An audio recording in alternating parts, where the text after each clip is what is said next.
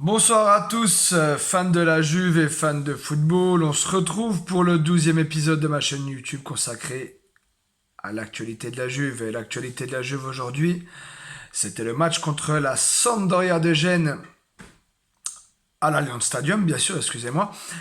Victoire 3-2 de la Juve, deuxième victoire consécutive. Yes, allez, c'est parti. On espère que ces deux victoires en appelleront d'autres.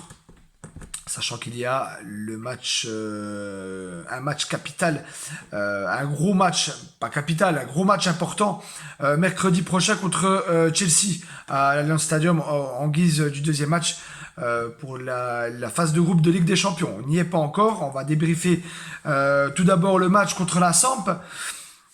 Donc 3-2, 10e minute de jeu. Un ballon qui se retrouve à l'entrée de la surface, une frappe de Locatelli qui lui revient dans les pieds, qui lui revient plutôt en hauteur de la tête, contrôle, genou, remise pour Dybala d'une demi-volée du pied gauche, le petit Argentin ouvre le score, ça fait 1-0 à la 10e minute. La Juve va se procurer deux occasions franches peu de temps après avec Federico Chiesa qui loupe le cadre du coup à l'intérieur du pied qui passera à ras du poteau à la 11e minute, tout de suite après le but. Et tout de suite après l'occasion de Federico Chiesa, un face-à-face loupé par Alvaro Morata. Ce qui est... je vais faire une aparté, c'est-à-dire que il y a un 0 à ce moment-là. Encore une fois, c'est dommage qu'on n'arrive pas à se mettre à l'abri par rapport à ces deux occasions. Mais bon, on va pas non plus faire la fine bouche, on se procure des occasions, ça fait plaisir à voir. À la 40e minute, il y a le penalty, un penalty concédé du coup contre la Samp, une frappe de Federico Chiesa déviée, touchée par le bras d'un défenseur de la Samp. Du coup, l'arbitre n'hésite pas et siffle le penalty. Ça devait être Dybala qui devait tirer ce penalty. Dybala s'est blessé à la 25e minute de jeu, a dû laisser sa place à Kulusevski et c'est très inquiétant car du coup Dybala manquera le rendez-vous contre Chelsea mercredi. Dybala sorti en larmes du terrain. Je pense qu'il a su tout de suite que le match de mercredi pour lui était compromis. Et du coup, l'info vient de tomber car Massimiliano Allegri a annoncé le forfait de la Joya, du petit génie argentin, du coup, qui ne sera pas là mercredi. C'est donc Leonardo Bonucci, en l'absence de Paulo Dybala, qui transforme parfaitement ce penalty. 2-0 à ce moment-là. Et la Juve va, avant la mi-temps, se relâcher, comme on a l'habitude de le voir assez souvent. Corner joué à deux des joueurs de la Samp. Un centre au deuxième poteau, un très beau centre au deuxième poteau repris par la tête de Yoshida, le défenseur de la Samp. Ça fait 2-1 à la mi-temps.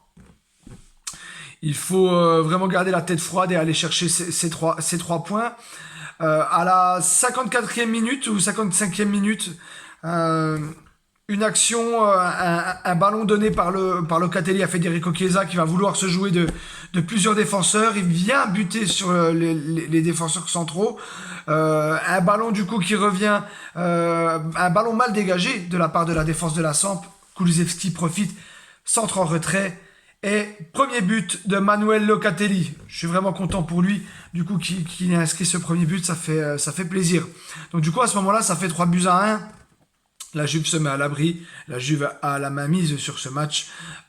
Clairement, une autre occasion de Bentancur quelques minutes après, une superbe frappe détournée par le gardien de la Samp. Et on a frôlé le 4-1.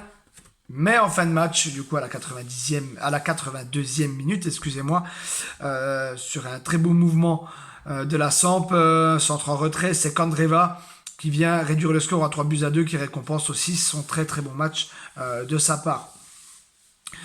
À ce moment-là, on a peur, on serre un peu les fesses sur les 10 dernières minutes, ça tiendra, on sentira la Juve quand même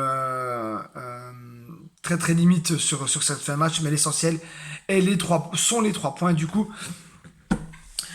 On est content, ça fait plaisir. Bon, on va pas faire non plus, on va pas fanfaronner. les 2 victoires.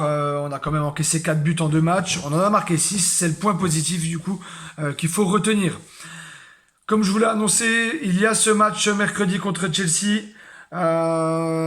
Du coup, la Juve sera privée de Dybala et Alvaro Morata aussi sortis en fin de match blessés. Ça fait beaucoup. La Juve paye peut-être le manque d'implication sur le mercato, car du coup on se retrouve avec nos 2 attaquants blessés. Il y a quand même encore Moise Kean, Chiesa, Kulusevski à disposition, Bernardeschi, tout ça. Donc on verra la composition à ce moment-là contre Chelsea. On suivra bien sûr avec impatience ce match de mercredi. Voilà. Il est temps pour moi de vous quitter. C'était un débrief assez rapide. Je vous souhaite une belle fin de week-end à vous. Et je vous dis à très vite du coup pour le débrief de Juve Chelsea. N'hésitez pas à vous abonner à la chaîne si ce n'est pas encore fait. Et mettre le petit pouce bleu du coup sur la vidéo. N'hésitez pas à m'envoyer des messages, des commentaires, si vous avez des questions, des avis, des critiques à me faire. Voilà. Je vous dis à bientôt et fino alla fine, Forza Juventus. À bientôt les amis. Ciao, ciao, bye.